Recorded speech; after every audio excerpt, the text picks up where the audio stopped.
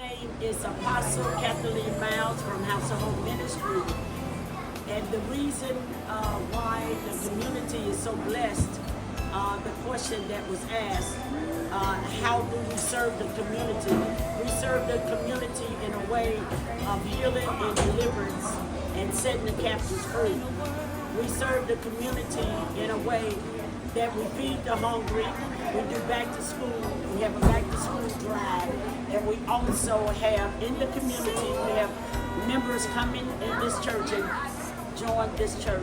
So we just thank God for that. We thank God that the community know about House of Hope Ministry. Well, we play a big role. Matter of fact, a great example, a young man got shot in the parking lot. And the church, we went out and we prayed for him, and the bullet actually came out of his thigh. So we serve the community in great ways. What inspired me to keep going is God.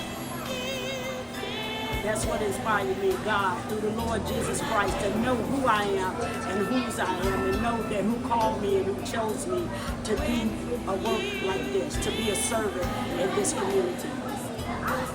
Yes, I can see that when I seen Pastor Miles, I was deeply moved.